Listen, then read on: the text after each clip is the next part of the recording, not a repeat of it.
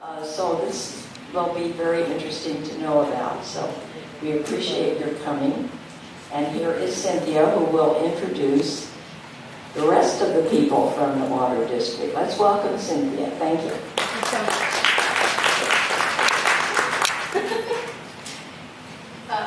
Should I just use this microphone? Would that be easier? If you like. Okay. I think I might. Otherwise, I'm holding on to somebody else. Right, that way we have professionals we can do that. Yes. Good afternoon, everybody. I'm just so delighted to see you all, and happy holidays to everybody. Microphone. Can't hear you. Hello? I want to say one more thing. Oh, okay, sure. Excuse me, I forgot my little PS here. Cynthia and the group will make their presentation, and then there will be a time afterwards for questions. And we ask that you make your questions brief and to the point, and have no questions until the end of the presentation. This is their turn to give a presentation. Thank you very much. Thank you. So let me just say again, thank you very much for welcoming us here, and happy holidays to everybody. We're so delighted. You can't hear me? You still can't hear me? Okay. How's this? Is this better? Yes. Okay, I'll just sit then. Fine. I want my team to come in. I think there's enough seats for all of us. Yes? Should we all sit down? We can bring it. Alrighty. So as Ellen was saying, I have been your district representative for the last 10 years. I'll be starting my 4th term in January, and until recently I was the California water lawyer for the Environmental Defense Fund. So water is what I've done for about 25 years outside of the water district. And I recently started a new nonprofit that we're calling Water Now, and we work with communities to help them get to sustainable water solutions more quickly. The idea is to be as efficient as possible in the most affordable way. So I brought with me today a number of folks from our water district, and I just have to say, since I've spent 25 years in the water world, to have so many women here talking about water is extremely unusual. So you're very fortunate, as are we at the water district. So I'm just going to make a couple of introductions, and then we have a PowerPoint for you that is set up. How are we going to, do we have a way of flipping it? So first I want to introduce Andrea Williams. She is our vegetation ecologist for the water district, where she works to monitor and manage vegetation resources. She's been with the district for about 6 years. She has a strong background in natural resources and vegetation management. Her biology degree is from Lewis and Clark in Portland, a fine school. And she has served on a number of boards in connection with invasive plants and watershed management. I'm also very delighted to have with us today Crystal Yasman. Crystal is our very new facilities and watershed division manager. Our longtime manager has just retired, and we are so fortunate to have Crystal. She is joining us from the Santa Clara Valley Water District, where she served with distinction. She's also worked with the San Francisco PUC and the City of Portland, so she has extraordinary background in these issues, and we are very fortunate to have her. We also have Janet Klein, who will not say anything today because she has laryngitis. But Janet is our Natural Resources Program Manager. Some of you may know Janet. She has got extraordinary skill and deep background on all things watershed protection related. So we wanted to start with who we are and our mission statement. Can we go to the next slide? You'll need to keep your, when you turn around. I'll be very careful to do that. And can you slow down just a little bit? Really? Am I talking too fast? You're pretty fast, It is a yeah. huge problem of mine. My single biggest failing, so I apologize. We're older. And If anybody needs me to slow down, just wave, and I'll know that I've speeded up again. I once had a court reporter break down and cry. I really did. It's a terrible thing. When I came back, she was a court reporter for the State Water Board. I did a lot of work for the State Water Board, and there was a period of 3 or 4 years when I wasn't there. When I came back, she literally said to the entire room, there were about 600 people there, "Oh my God, it's you again." So you're in good company. This is our mission: to manage our natural resources in a sustainable manner and to provide our customers with reliable, high-quality water at a reasonable price. So that's who we are. That is what we are about. And as you heard earlier, we are here today for a variety of reasons, but in particular because we know that there has been concern about our watershed management plan and some of the alternatives that we are considering. Is this on? So, is the water district using herbicides on Mount Tam? The answer is no, we are not. Not only are we not using herbicides on Mount Tam, not only are we not using herbicides on Mount Tam, we have not been for a decade. We are, to the knowledge of all of us here, certainly in my experience, and I work extensively with California water agencies, we are the only water district in the state, again, that we are aware of that manages lands, watershed lands, that has such a ban in place. That was put in place the first year that I was representing you, 2005, and has not been changed since. So there has been a lot of confusion and misinformation on this point, so we wanted to begin there and be very clear about it. Oops.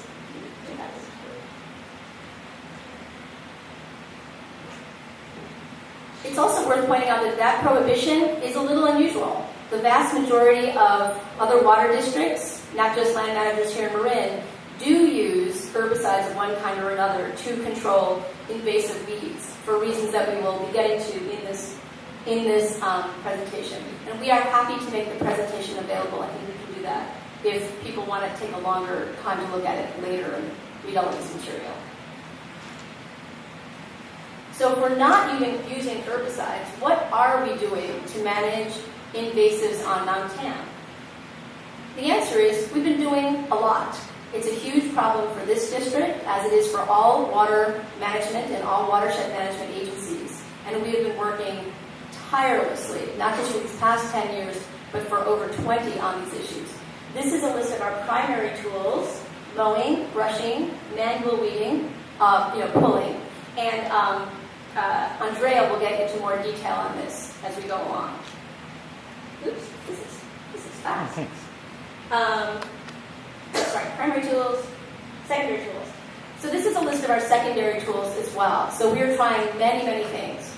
I think 27 different types of alternatives in all. And again, Andrea will be getting into more detail on this. So because a number of the things we've tried have not been that successful. So we wanted you to realize that we had a full range of alternatives that we've been working with for quite some time. So it's a mixed, we've had mixed success. In some areas, we have had tremendous success in limiting weeds through these various methods. However, not entirely. And again, Andrea will get into this in more detail. Overall, we are losing ground. We are losing approximately 60 new acres to invasive species every year. But so what? Why do we care about this? So to answer this extremely hard question, like all good politicians, I am now passing the ball now. There are many reasons why we care about this, but I'm going to turn this part of the presentation over to Andrea, who really is part of our expert team, and will be able to explain this in greater detail. Thank you, Cynthia. If it's all right with everyone, I'm actually going to stand and speak. Oh, do you want to use the microphone? Here,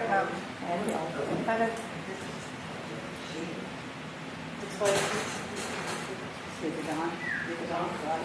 oh, wait. I don't know. I think maybe it's not, but try to do this one.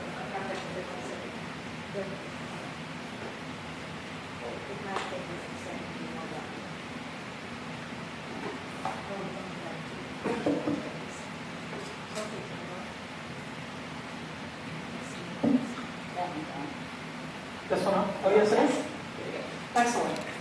So I'm used to standing and speaking, and I'm also filling in for Janet, so I'm not as familiar with the presentation, although I am very familiar with the watershed and the work that we do. Right close to my mouth like this? Can you hear me in the back? Hold it out like that. Just like this? Horizontally. Wow, okay. Now I feel like a lounge singer.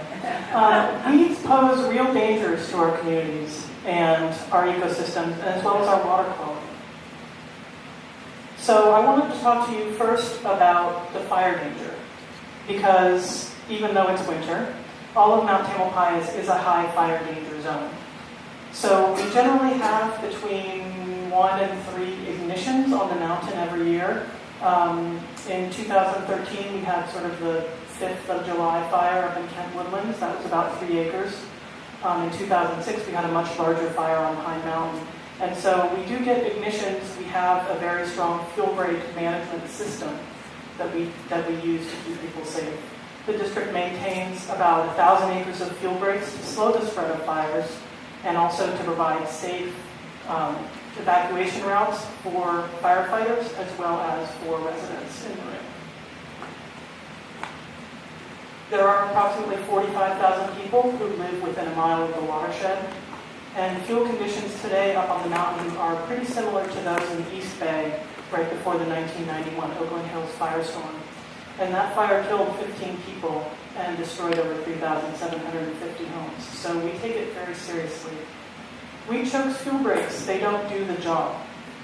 Fuel breaks are designed to provide evacuation routes for firefighters and residents, and weeds undermine this function. They grow much faster than native vegetation, and they can also help spread wildfires faster. And Marin Municipal Water District has responsibility not only to prevent wildfires, but also to preserve and sustain this biological hotspot that is the mountain.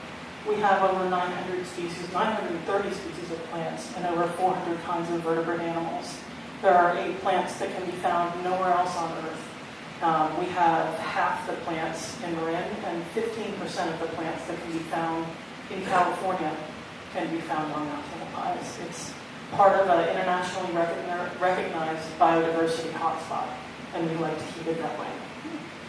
And weeds do destroy ecosystems. They can damage the soil, alter the nutrient cycling in the soil. They can limit tree reproduction, outcompete native species for light and water, alter natural fire regimes, lower habitat value for wildlife, and also limit migration species. We do have a very robust current weed management program.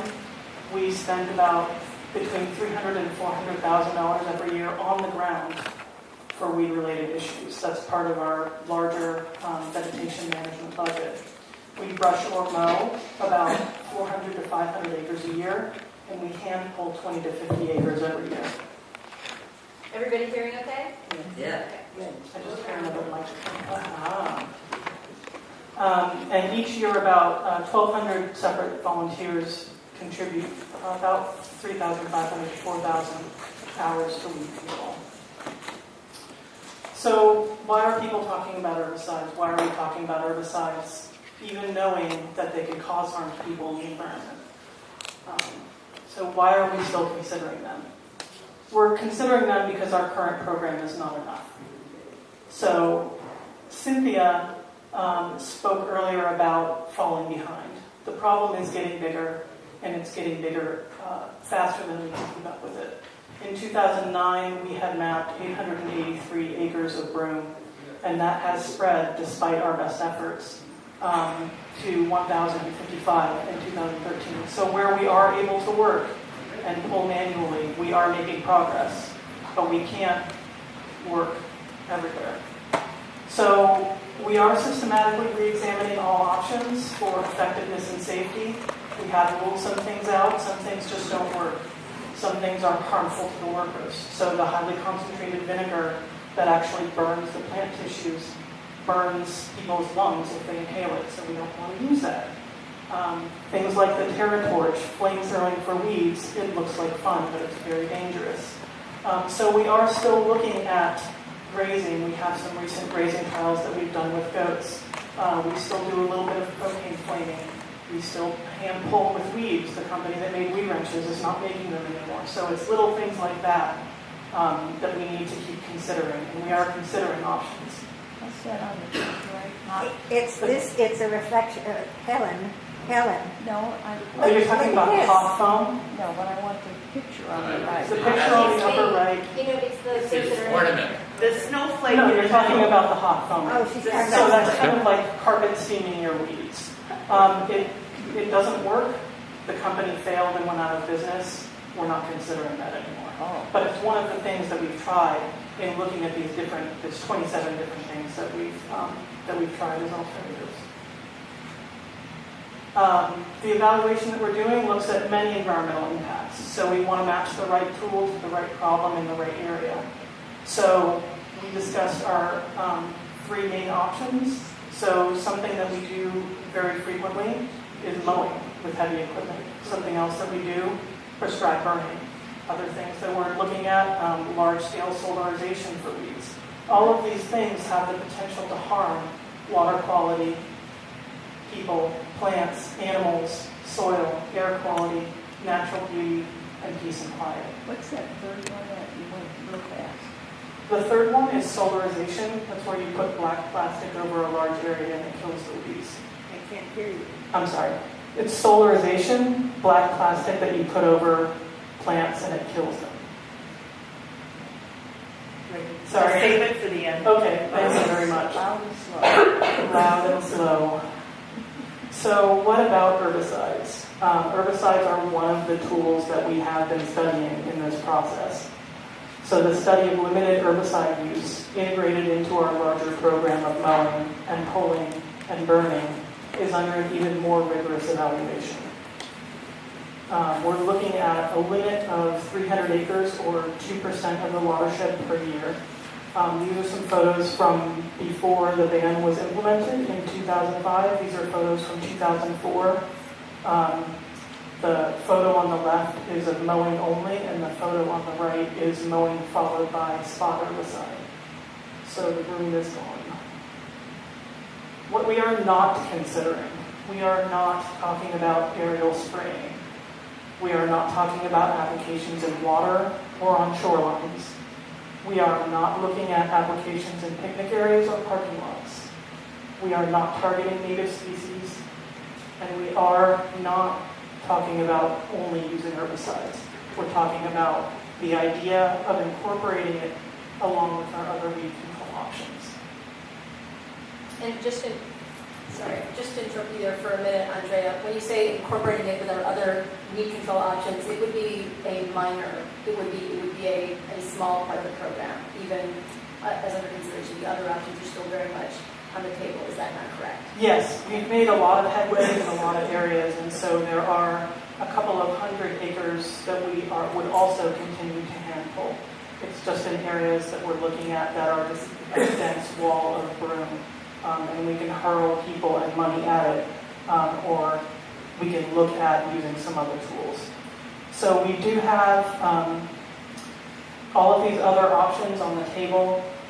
Each of them have mitigations, and there are also mitigations that we're talking about around herbicide use. And they are restrictions on the amount that we can spray and the locations that we can spray. This is a graphic representation of one of them, the buffer zones that we would have around around creeks or reservoirs, 100 feet of a creek and 500 feet of a reservoir. There are restrictions about the seasonality and the weather conditions, so we would only we would only apply an herbicide in a certain time period and not under certain weather conditions. There's a limit to the number of years in a row and the amount of herbicide that anyone can transport at any particular time. We also have stringent requirements for public notification, worker training, temporary trail closures, the use of protective equipment, and extensive monitoring. So water quality is our primary concern. The district will not allow herbicides into our water supply. Everything that I've talked about today and everything that Cynthia's talked about it's under evaluation still. We haven't made any decisions. It's all available to you on our website.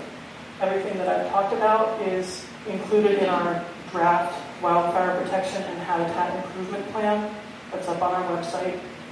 We're fully evaluating these two approaches. One would be a 100% mechanical approach. One would be a mechanical approach with limited herbicide use incorporated into that. We have not made any decisions. We will not make any decisions until that environmental review is completed. Our commitment is to protecting our water and protecting the environment, our communities, and Mount Tamalpais. And with that, I'm going to turn it back over to Cynthia. Thank you, Andrea. So I wanted to let you all know we've brought some information about the water district that is available. We have this lovely bandana with a trail map for all of you. We have our water quality report. It is often a surprising to us how people are confused about our water quality, which is among the absolute best in the state, if not the nation. We also have some other information about our volunteer programs and then some other fun facts about the district. So we want to let you know those folders are available if you need them. They're on the back table, yes. And with that, I wanted to thank all of you for coming out. We're very grateful, especially during this busy holiday season, and perhaps open it up for questions. Sorry. Hold on over. No questions? I can't read. Oh, yeah, it's crazy.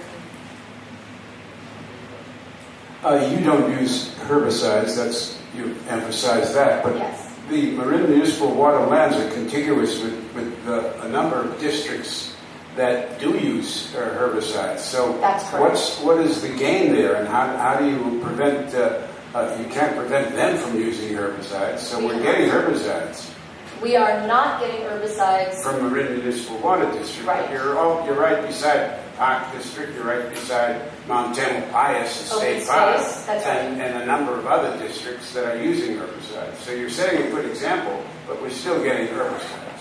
There is some herbicide use on Mount Tam. The three agencies are the Golden Gate National Rec Area, the state parks, and Marine Open Space. And I think Andrea can probably best speak to. I don't believe any of those organizations are using herbicides in a way, because we work with them, we have a close partnership with them, in a way that can drain into the watershed. Am I correct about that? Yeah, the way that the lands are and the way that the distance that herbicides moves, they're not flowing into our reservoirs. But thank you for your observation that we're setting a good example. Hi, Carrie. I just want to start with the residents here, because we're here to speak to them. Yes.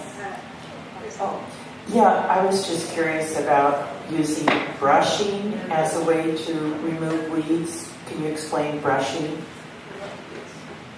Sure, sorry, we get a little jargony sometimes. We use mowing when we're talking about heavy equipment, and we use brushing when we're talking about weed whackers. So handheld brush cutters and things like that. Other questions? Yes, here, back here. Okay. I know that we're talking of huge properties, but it is easy to pull broom in the spring. It comes up very easily, and we were successful in pulling it all from our acre and a half property. I had 3 men in 2 days, and my husband and I, both elderly, found it not difficult. But also on the walks, I came upon busloads, a small busload of prisoners from the county jail, and young groups who were doing community time. And are you using all those, and are they still available to help you? It will take a long time, but it's so much preferable to putting poison in the ground. I could not agree with you more. It is much more preferable. And as you heard from Andrea, I believe we have how many volunteer hours? It's about, that information is in the folder, but just to have it quickly, it's about 4,000 community hours. And how many volunteers? Over 1,200. And we can do more, but we are maximizing that. I'm going to ask Andrea to speak a little bit more to why we can't, well, I shouldn't say we can't, but why we are concerned about our ability to address room 100% that way. We have found that there are areas that are simply inaccessible. But can you talk more about that? Sure, we have areas that are very difficult to access, so we actually had a specialty crew from a weed working group in the East Bay come out and do cliffside weed control for us, so they actually repel down some areas. We do a ton of the work that you're talking about. So we have, as Cynthia mentioned, the volunteers, we have school groups, we have the adult offender work program out. We hire contract crews from various landscaping and other professional companies. We have the Conservation for North Bay. So we draw from all of these labor sources, but instead of an acre and a half, we have we have 1,400 acres that we need to work on. So the problem is larger than the resources that we have to bear right now.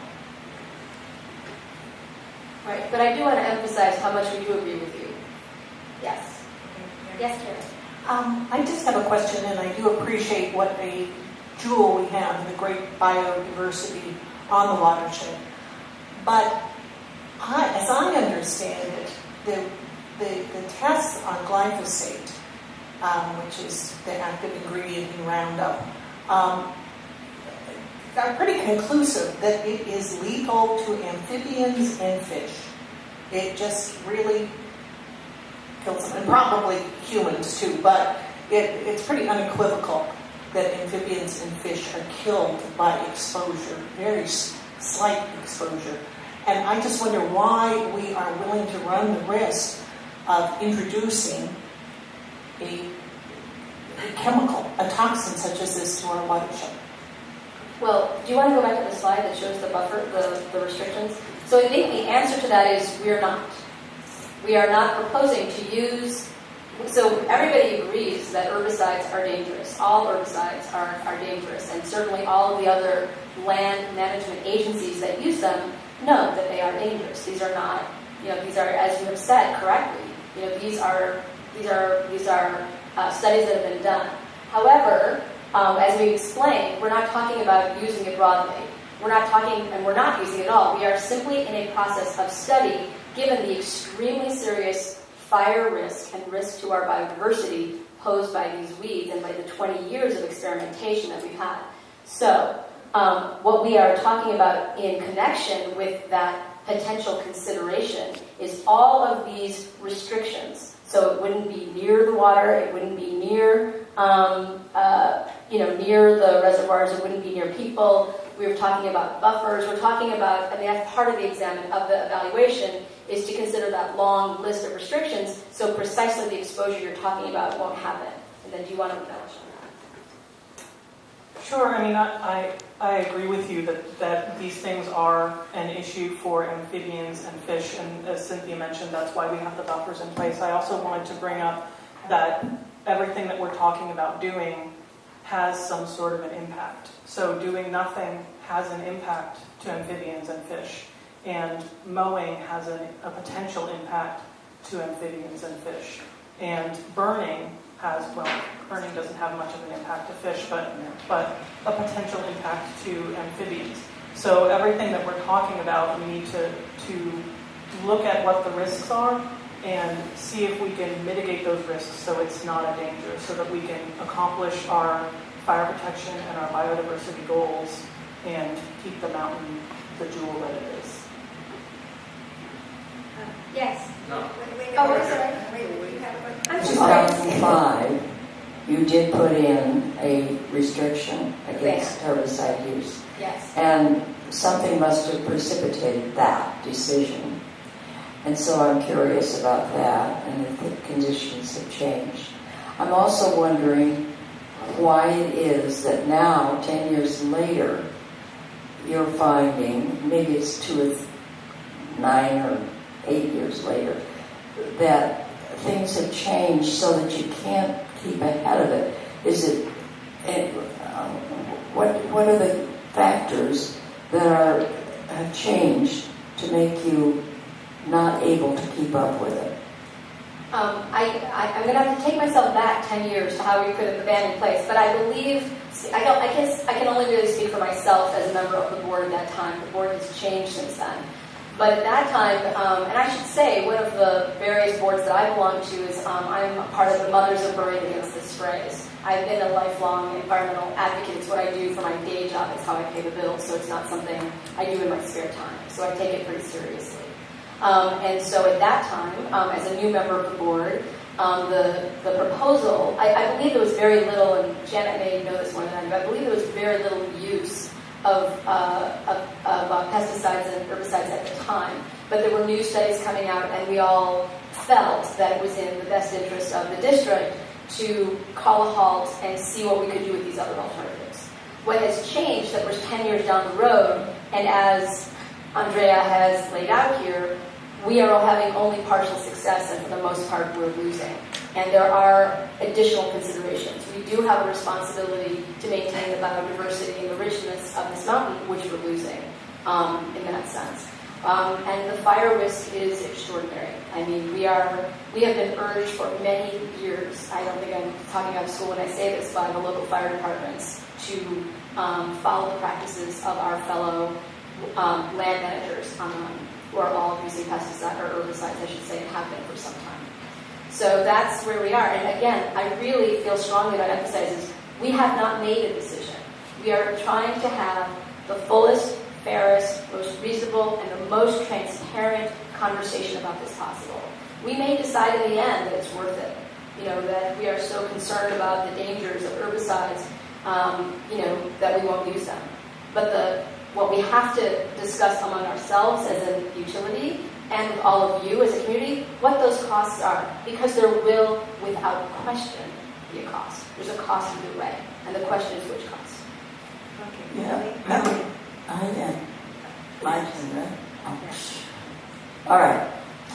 I understand you said that the 2% of the acreage on the watershed will be used as a place to use herbicide. How many acres would that be?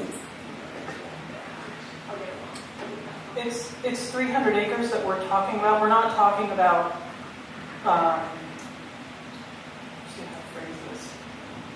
these 300 acres we're going to spray. We're not spraying. So 300 acres that might have herbicide applied to it, it's the most that there would be in any given year. I wonder if I could follow up with that question is, what have you tried there? What have we tried there? We're spending our hand-pulling efforts and our mowing efforts in other areas, and those areas are so thick and dense that we have not gone there yet. And so that's all actually laid out in the plan. I could probably estimate the exact page number or table, but it's the places where we would go are in the plan, and so they're all mapped out. And so when you apply this herbicide, you have to go in there on foot. Is that correct? The way that we're discussing doing it, and this is sort of the accepted method, is to mow and then let it regrow a little bit, and then coming in and applying to the leaf sprouts. And that... Pardon me? Well, I guess I visualize this place where you're going to use herbicide that you have to go in, so it can't be that inaccessible for people to go in and pull, as someone had just mentioned, or at least cut. And it sounds like you're going to do that and then apply herbicide. So why don't you just skip the herbicide and go in more often and cut? I guess that's my question. Yeah, I'm sorry. Sure, we do have areas where we mow. We mow every year. It does nothing to control the spread. One of the options that we had considered but rejected was to mow very frequently. That we decided that wouldn't meet our biodiversity goals, and it wouldn't meet any public health goals either, because mowing is relying on fossil fuels. Additional fossil fuels is an additional health problem as well. So mowing doesn't give you broom control. It doesn't give you any increased biodiversity. All it does is make the broom more thickety. And so that does nothing. Were there more questions? Okay. Yeah. Yes. I'm really aware that glyphosate, which is the ingredient in Aquamaster that's in your report, spreads very significantly. It's been reported now in over 10 states in 75% of air and water quality assessments.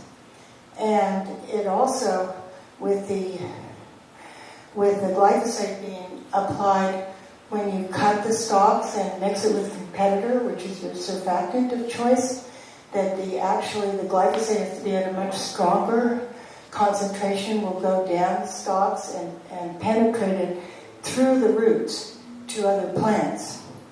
Additionally, competitor is a very dangerous surfactant, which requires people receiving CPR if they inhale it and calling 911. So, being that it's in 75% of air and water samples already, U.S. Geological Survey, how do you expect to truly contain it? I think we expect to contain. So let me first start by saying, again, we agree with you about these being dangerous chemicals. I mean, unfortunately, and I've spent my life dealing with this, and say today we did nothing but water quality work.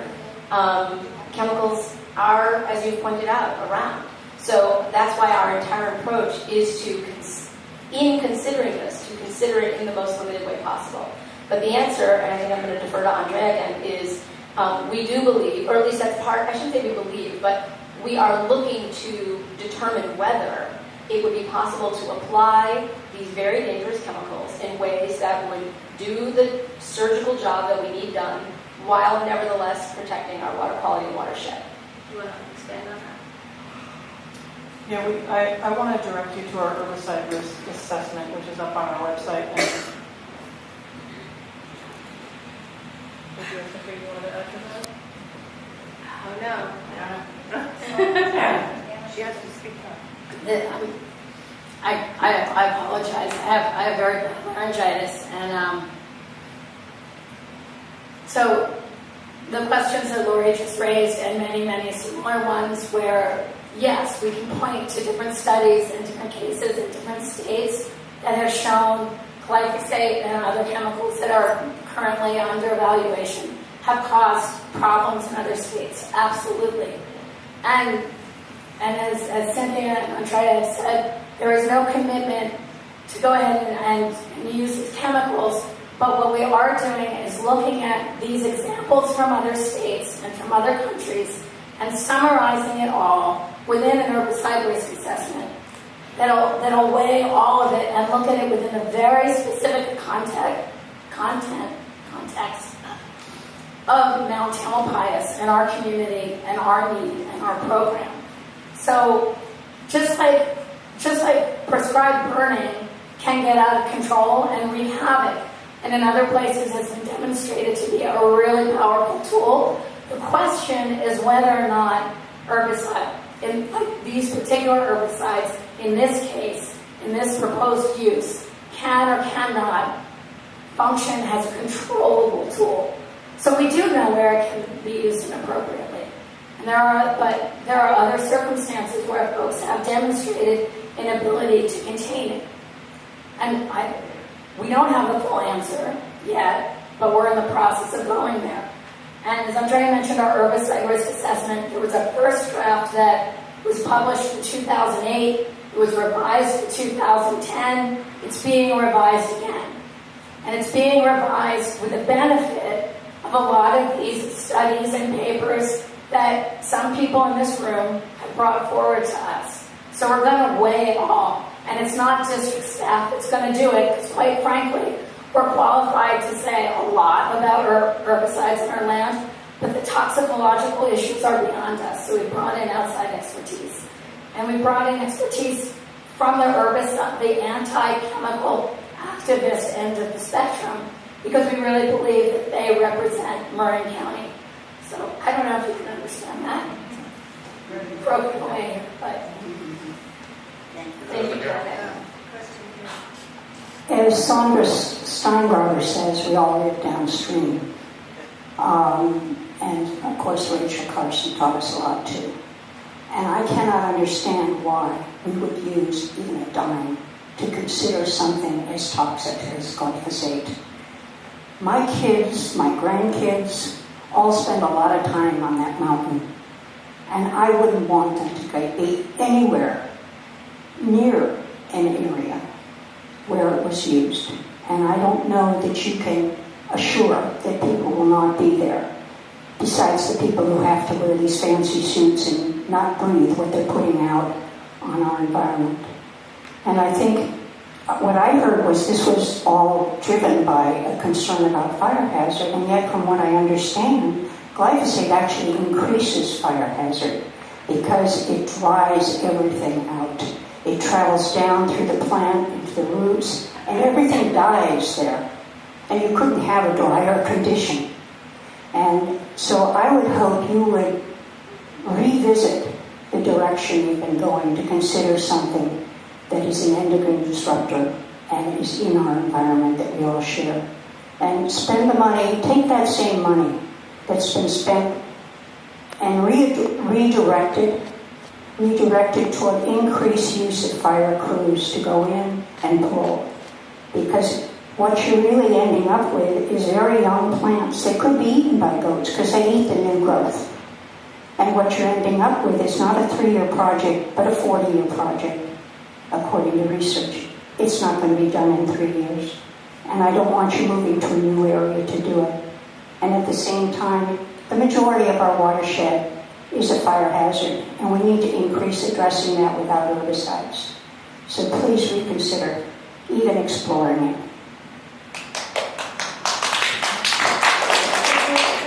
So just to respond very quickly, my children spent their entire childhood, which is ongoing, on the watershed. So I think all of us here are just about our mothers. So it's a concern, obviously, that we all share. At the same time, and again, we have not made, as we keep saying, a commitment to use it. There are costs all the way around. It's not as though this way is free and that way is not. It's all costs. And I don't mean financial costs. I mean environmental costs, fire risks, all of it. So if I could just finish, Anne. Excuse me.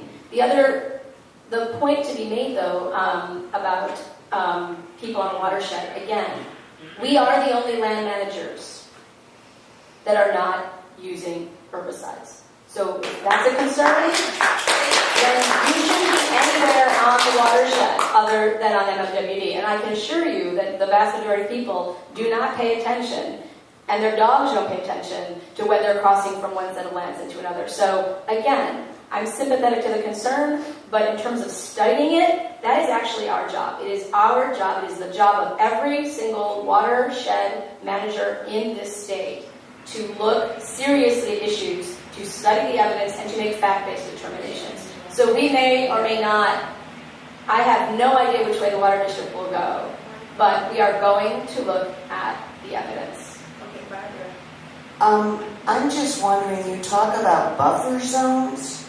Yes. How do you think you're going to stop the Roundup or the whatever glyphosate-based herbicide you're talking about from moving from wherever you put it? It has to go through the roots of a plant in order to work, and then it spreads. How are you going to stop that from running into our water supply?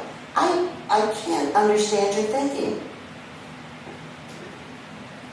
Well, the study, I should say, the study's not done, so that's why... Please use the mic, please. I'm sorry. Thank you. I see this is a technical question, but again, the study is not done. So we're not thinking anything. We are evaluating. We're in that process. You're considering using it.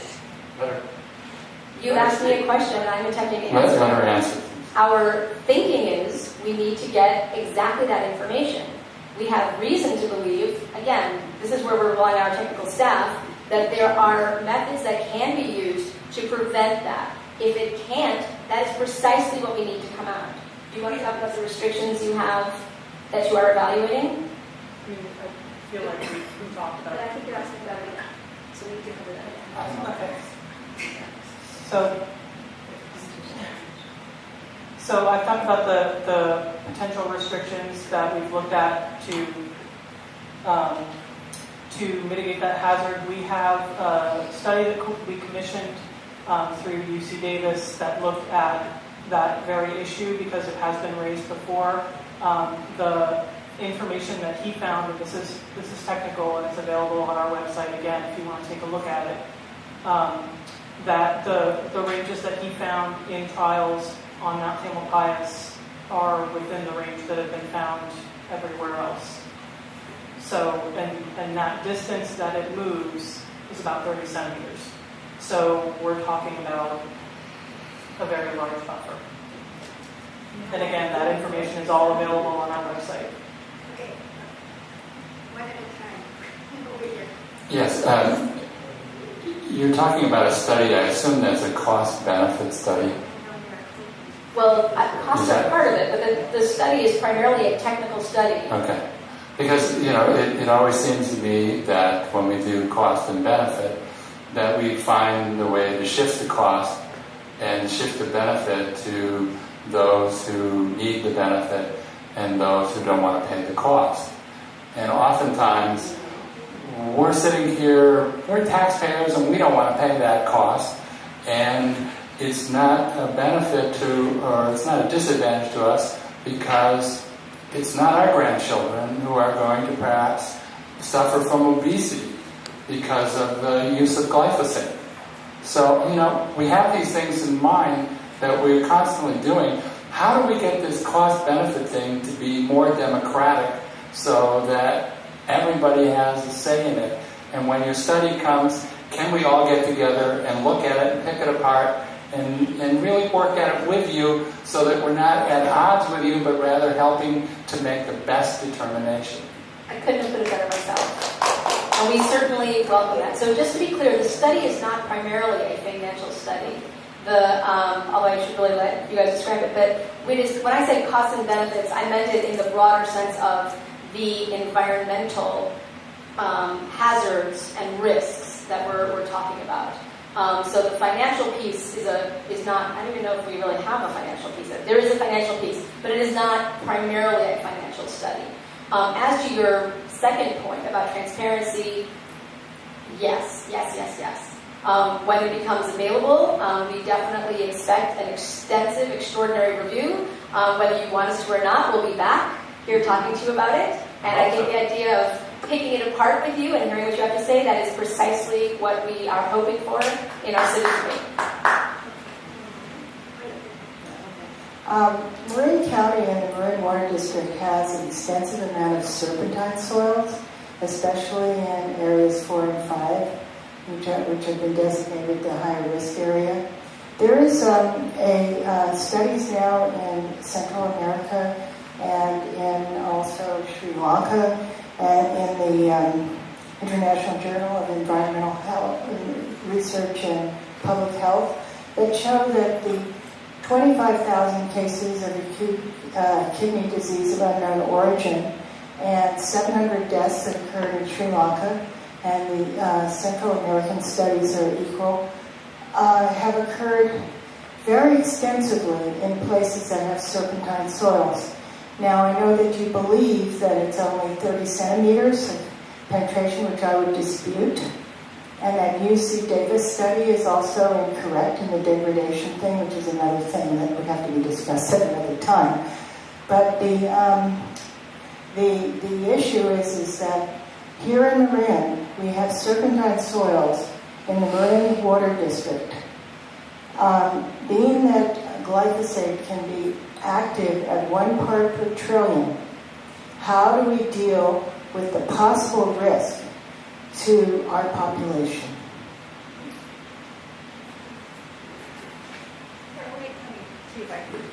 Thank you, Crystal. I've been quiet because I've really only been with the Water District for a few weeks now. But it's a pleasure to be here today, and if I could just address the technical study part that we keep referring to. So CEQA, California Environmental Quality Act, requires us to do this study.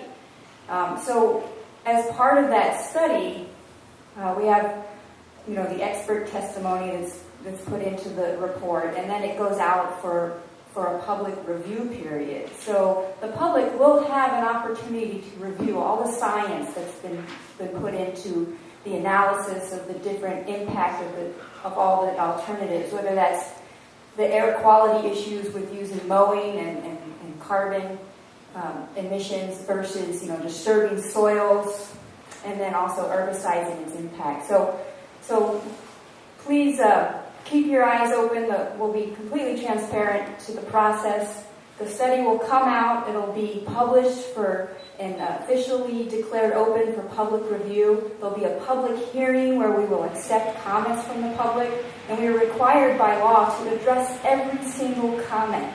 And even then, once those comments have been addressed and the final report is put out, the Water District still has not chosen an alternative. That alternative choice of selection comes later, and that's where we look at the finances. Is the Water District willing to go with an alternative where there's impacts that can't be mitigated, or are we based on that study? And that's another decision that comes later. So we're really still quite a ways off from that point in time, and I appreciate everybody's comment as to the specific technical aspects of the study, but if you are interested in providing comments, we welcome those comments. We'll be soliciting for them, and we'd like to hear all the input that's coming from the public. I agree with that, and just to add on one more thing, Crystal makes a strong point about what we're required to do by law, but we are an agency that is committed, really committed, at the political and at the staff level to go well beyond what we are required to do minimally by law. So when I say we will be back talking to you about that, I mean that, and we will be going to the various other organizations that are interested and those that really don't want to hear from us. I mean, this is a big issue, and we are going to be actively soliciting the public's input. So we're not going to be, that's a personal commitment I can make to all of you today. We will not be doing simply the minimum required by law. We are going to be going above and beyond because this is a community conversation that needs to happen. I just wanted to comment before we finish that those of us here at the Redwoods who live past the year of 85 have learned that our choices are not always against very clear. And sometimes the risks are such that your choices are between two things that you don't want. And the job is to try to decide which is the least harmful. And I appreciate your willingness to work in this and be as open as you can, as you have been in giving us the information. Thank you. Thank you so much. I just want to say a few more words before we close up, if you don't mind. I know we're talking about fire as the thing is furthest from our mind right now, given the recent rain events and flooding. I'd just like to report to you, as the Division Manager of Facilities and Watershed, that all 7 of our lakes in the watershed are now spilling as of 8 a.m. this morning. Kent Lake was the last one to go. So we're in good shape for water supply. We also have high counts of salmon spawning in Lagunitas Creek, so we're really happy to be out there counting fish over the next couple of days. And when do we eat?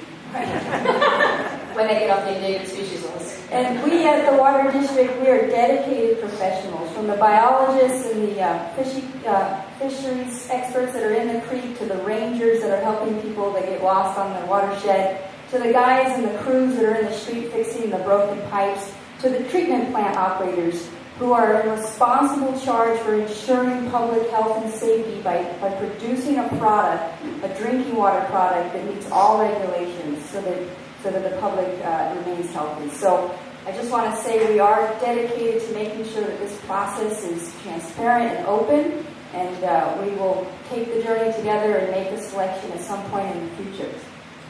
I'm sorry, I thought we were done. Last question over here. Sorry, were you going to follow up on that? Okay, a couple things briefly. One is a question to Cynthia.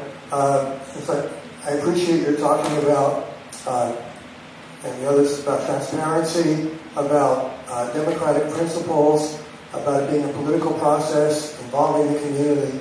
And so this just came up for me. I wondered if once the study, the EIR, is all complete, would you yourself be willing to vote on the board for, rather than the board going ahead saying we should use these herbicides, to say I will vote for this going on the ballot, so that all of the people in the district who are all affected by this all have a chance to vote on it, they can study the recommendations, all the information that the study has come out with, and perhaps the board would make a recommendation, but then the whole community would get to decide together rather than 5 people. That's one question I have. Okay, why don't I take that one? Okay, correct. Thank you. And the answer is I don't have a position on that at this point, and I never, just as a principle, I think it's not appropriate for elected officials to pre-promise to take any position. So will you be open to it? If I could just finish my sentence. So the answer is I'm open to anything that comes before us, but as a matter of just ethics and what I deem appropriate in public officials, I do not pre-promise on particular positions. So you're welcome to bring that to the board, and we can certainly consider it. Thank you. So there are a couple of things briefly. One thing, fire has been mentioned, and from my understanding, I listened to some very highly qualified soil scientists who spoke recently in Marin, and were saying that because the glyphosate moves through the serpentine soils, it can affect all kinds of other vegetation in the region. I know you're talking about buffer zones, but for example, sudden oak death, that it would weaken other plants such as our oaks and likely increase fire danger. So that's one concern that I have in terms of there being problems either way. Another thing that I would like an answer to is I'm confused about this question of accessibility of areas that might possibly be treated with glyphosate. Because I understand that certain whole areas are on very steep slopes where there's very dense plume, 70% slopes or greater. And it's what it's been explained to say, you first mow and then treat. How do you get up there to mow successfully in that area? And how do you get people to get up there and use a wand and touch each plant when the slopes are that steep?